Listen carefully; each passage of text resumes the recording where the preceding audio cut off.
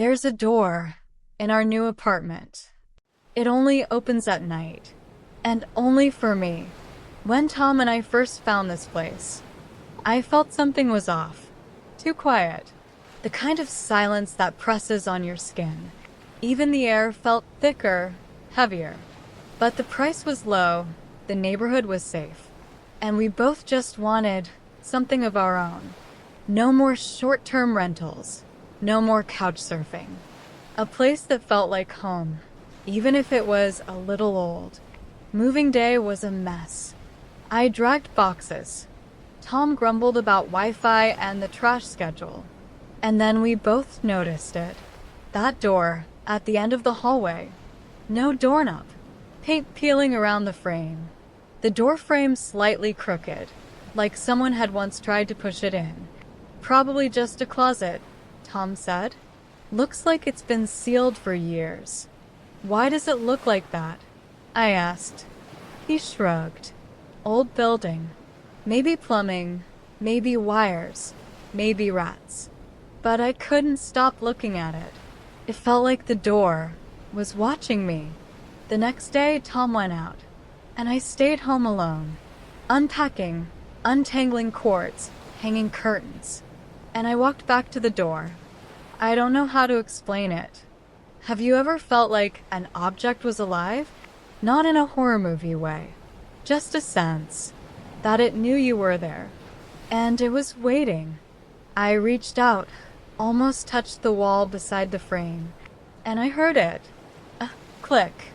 So soft, like a latch shifting. I stepped back, but the door stayed shut. Silent, still untouched. That evening I told Tom. He laughed. You're just tired, Liz. It's a closet, not a haunted house. But I wasn't joking, because later that night, I woke up to a draft. The hallway was dim, and that door was slightly open. I got up, walked on bare feet, slow, careful. The bedroom lamp was still on. Its light stretched down the hall, and in the doorway, there was nothing but black. Darkness, thick as ink. A quiet, open void. I reached out, and just then the door closed. Smoothly, softly, without a slam. Click. I froze. My heart was pounding out of rhythm, but I couldn't move, because I knew this wasn't just some old door. And I knew one more thing. I hadn't told Tom the whole truth, because I didn't just see it open. I heard something, a voice low and calm, and it said, "You came back." The next morning, I woke up before Tom. I sat at the edge of the bed, just staring down the hallway. The door was closed again, perfectly still, like it had never moved at all, like none of it happened. But deep down, I knew I hadn't imagined it. It was too vivid. The draft, the voice, the way I stood there, barefoot on the cold floor, frozen. Tom stretched, yawned, gave me a sleepy smile.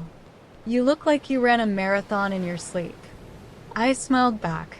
That small lie, the one you tell just to keep the peace. That's how the cracks begin. And once they start, they spread. I didn't say anything else. Just walked to the kitchen, pretending everything was fine. But all day, I was somewhere else, drifting between tasks. My thoughts pulling me back to that hallway, back to that door.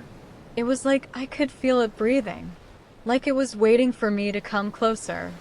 And somewhere in that haze, something surfaced from deep inside me. A memory I usually keep locked away. I don't like talking about this, but when I was a kid, I had these episodes. Panic out of nowhere. I'd wake up in the middle of the night, heart racing, skin cold, and I'd feel like the world had shifted. Not like a nightmare, more like reality had slipped out of place. Like someone had rearranged the furniture inside my head. I used to hide in the closet, curled up, whispering to myself, if I don't move, it won't find me. I think that's when I learned to stay quiet, to pretend everything was okay, even when it absolutely wasn't. That night, the door opened again. I wasn't asleep, just lying there, staring at the ceiling, waiting. Tom was next to me, breathing slow and deep. And then I heard it, that same soft click, the door opening. I got up, slowly, like I was sleepwalking. The hallway was silent, and the door was open again. But this time, what I saw inside wasn't a closet. I don't know how to describe it. It looked like a room, but without corners, just soft, endless walls. Everything was hazy, like fog hanging in the air, and the scent, sweet, like old books and something floral. I stepped inside 1 foot, then another. The floor didn't creak. The air didn't move. Even my breathing felt silent. I just stood there, completely still, and for the first time in what felt like forever, I felt calm, terrifyingly calm, like my body remembered what peace felt like, even if my brain didn't. When I came back out, I had no idea how much time had passed. 2 minutes, maybe an hour. But there was dust, a fine white powder on my hands, just like the stuff that lined the floor of that room. I didn't tell Tom. I washed my hands, scrubbed my clothes, scratched the dust from under my nails, and then I sat in bed the rest of the night, waiting, because now I knew. That door wasn't just a door, and I wasn't just stepping into a room. I was stepping into something else entirely, something I wasn't sure I wanted to understand, but couldn't stop chasing. I started going back every night, sometimes for just a few steps, sometimes longer, always in silence, always alone. At first, I told myself I just wanted to understand it, that I was investigating, observing. But the truth is, I couldn't stay away. The moment the house slipped into sleep, Tom's breath deep and even beside me, I knew the door was waiting. Every time I stepped through, the space inside changed. It wasn't random. It was personal. The room began to feel like it knew me. Not in a scary way, in a way that made me feel seen. Once, I walked in and smelled fresh coffee, the exact kind my grandmother used to brew. Another time, it felt like the library I hid in during college finals. That quiet, sacred quiet, the one place I ever felt like myself. Time didn't make sense in there. Sometimes I thought 10 minutes had passed. But when I came back, an hour was gone. Maybe more. The world outside that door started to feel dull, disconnected, like a faded photograph. Tom noticed. He said I seemed tired, distracted. I'm just not sleeping well, I lied. He brought home flowers one morning, lit candles in the bedroom, tried to recreate the softness he thought I needed. But I didn't want softness. I wanted the silence. That silence from the room. Then it happened. I saw her. I stepped inside like usual, and there she was, sitting on the floor, back to me. Same posture, same hair.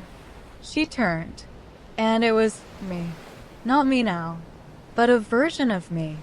Peaceful, light behind her eyes. The kind of calm I didn't think I could ever feel again. She smiled at me, not with teeth, with understanding, and she raised one finger to her lips. Shoo. I blinked, and she was gone. I stood there, frozen, breath caught somewhere deep inside me. I backed out, closed the door behind me, pressed my back against it. My hands were shaking, my chest tight, and then I laughed. Not because it was funny, because it terrified me. And somehow, I still wanted to go back. I couldn't stop thinking about that smile. The way she looked at me, like she had figured something out.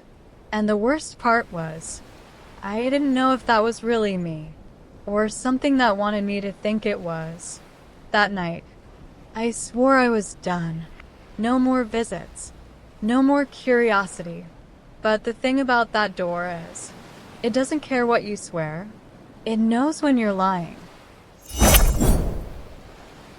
After that night, I meant it. I really did. No more door. No more room. No more her. I tried to live normally. Cooking breakfast, folding laundry, watching meaningless shows with the volume too loud, going for runs I didn't enjoy, just to convince myself I was still part of this world. Tom noticed the change. He said I seemed more grounded again, that I was coming back. I smiled, because that's what I do when I'm falling apart. I smile, but the truth was, the door hadn't gone anywhere.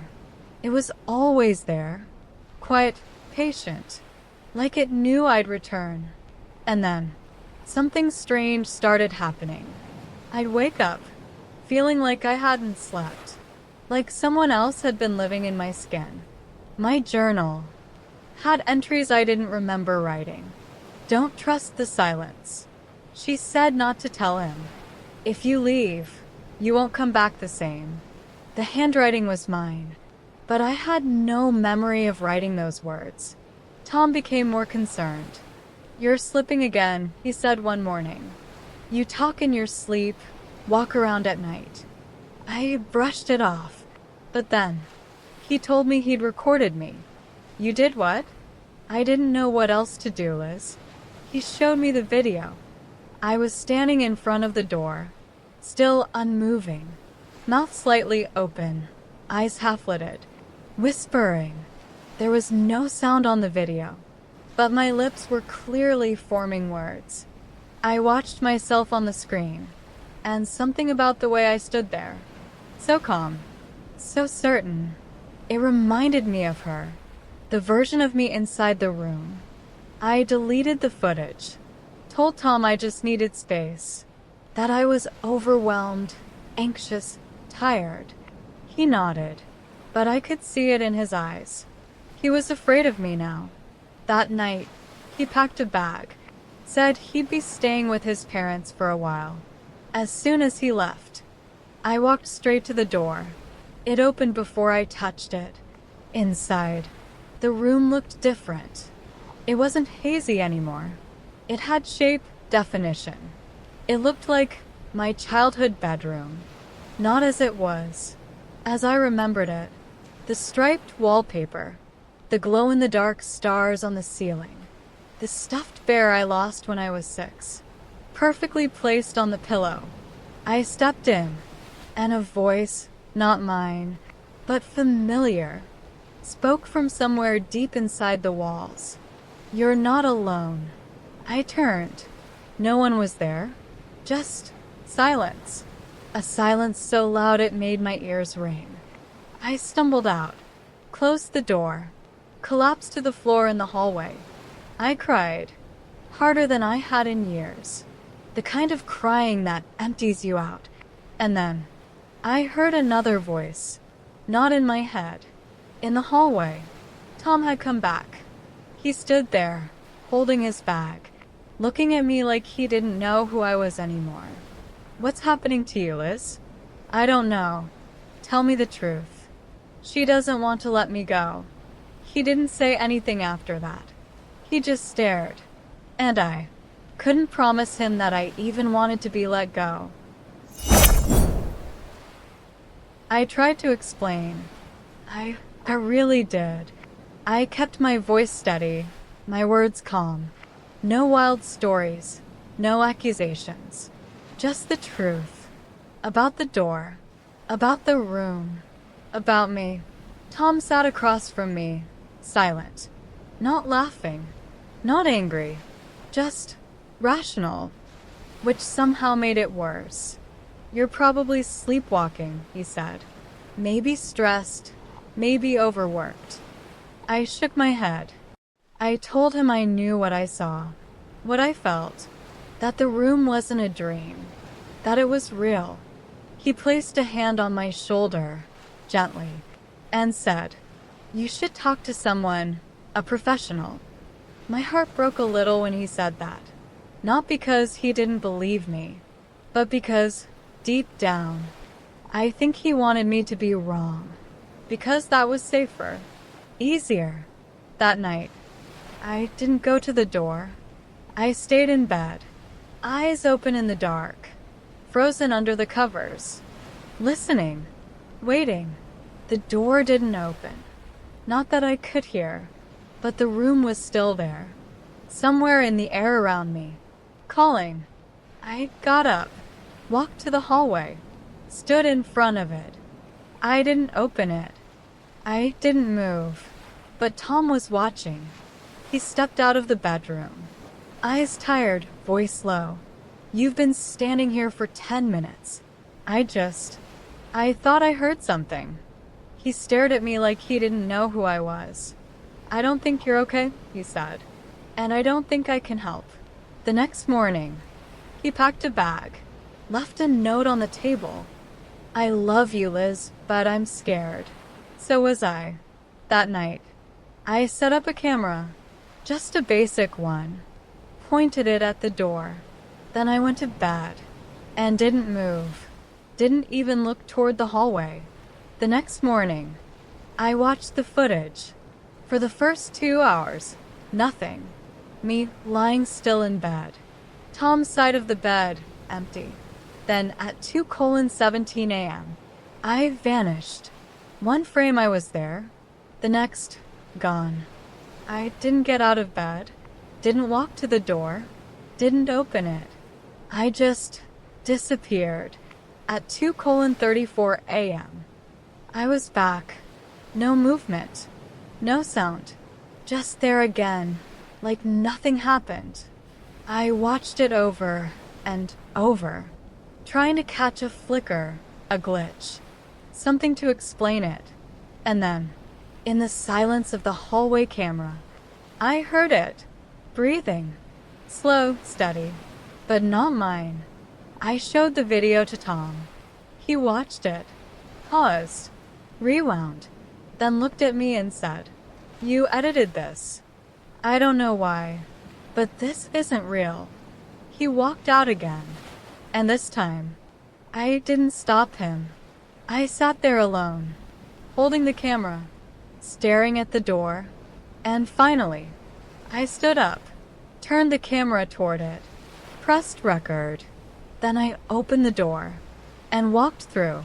The room was darker this time, cooler, but not unfriendly. It welcomed me like it always had, and I stayed there. I don't know how long. When I came back, the sun was rising. The apartment looked exactly the same, except for one thing. There was a letter in the mail slot. From Tom. One sentence.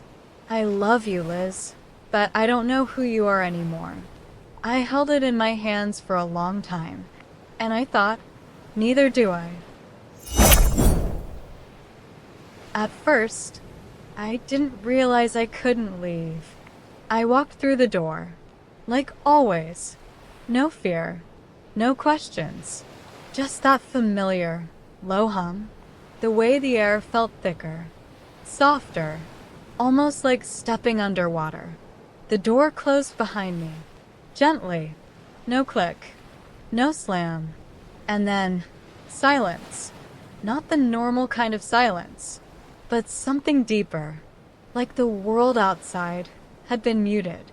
I stood there, waiting for the room to shift, to take shape, to offer me something, anything. But this time, it didn't. No coffee-scented memories, no glowing light, just nothing. The space felt endless, vast, featureless. I turned around, and the door was gone. Panic hit me slowly, not like a scream, more like a drop of cold water down my spine. I walked in circles, called out, No echo. No answer. And then, I wasn't alone. Shapes. On the edge of the fog. Barely visible. Watching. They didn't move. Didn't speak. But I felt them. In my chest. In my teeth. Like they were thinking through me. One figure stepped forward. A woman. Long hair. Slightly hunched. And when she spoke, it was my voice. You wanted to know. Now you will. I tried to answer, but no sound came out. I dropped to my knees, closed my eyes, and suddenly, I remembered something. Not the room, not the door, but something older, buried so deep I'd almost forgotten. I was 8, home alone.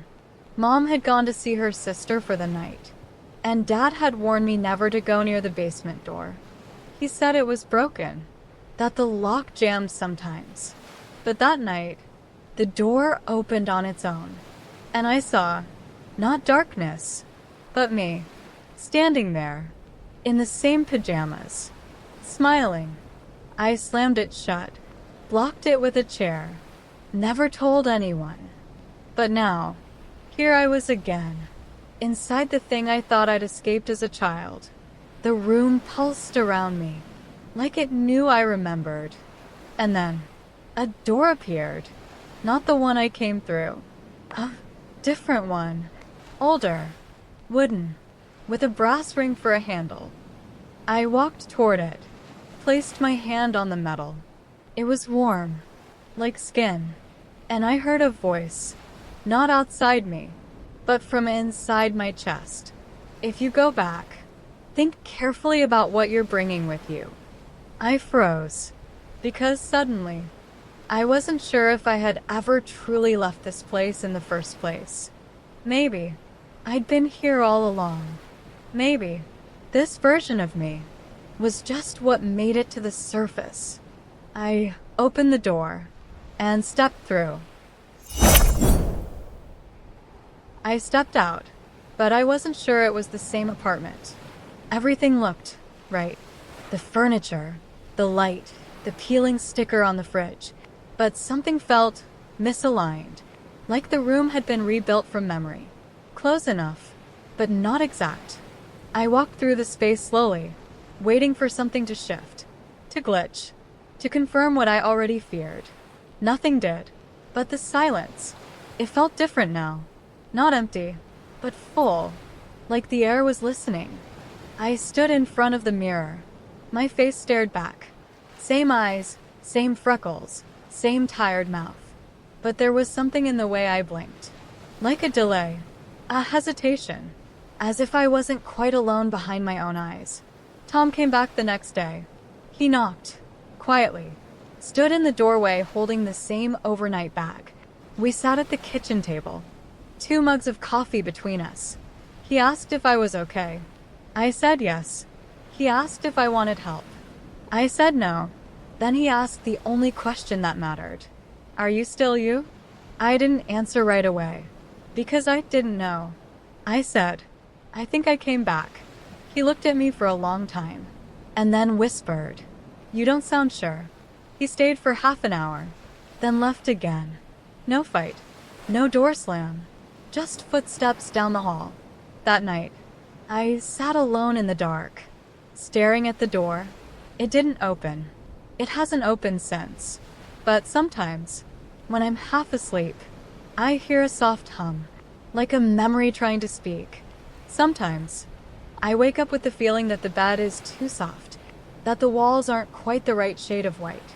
And once, I caught my own reflection blinking, a moment after I did. Only once. But once is enough. I don't go near the door anymore. I pretend I'm better. Healed. Normal. But I know. Some things you enter, you don't come back from. Not entirely. Sometimes I think the real me is still in that room. Still walking through fog. Still looking for a way out. And what came back? What's sitting here now? Drinking this coffee. Typing these words. Might just be what the room gave back to the world. Something that looks like me. Sounds like me. but isn't. Not completely. So if you ever move into a place and find a door that shouldn't open, don't touch it. Because if you do, you might get everything you were missing and lose everything you really are. And maybe, just maybe, you've already opened yours and didn't even notice.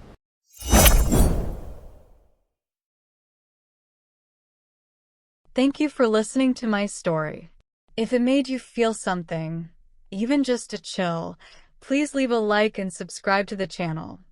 There are so many more stories waiting here for you. Dark ones, quiet ones, and the ones that stay with you long after the screen fades to black. Speech balloon. Did this story get under your skin? Did you relate to the main character, or maybe see a piece of yourself in her choices? Tell me in the comments. What would you do if the door only opened for you? Would you walk in? Or pretend it was never there? Don't miss what's coming next. Some doors, once opened, never really close.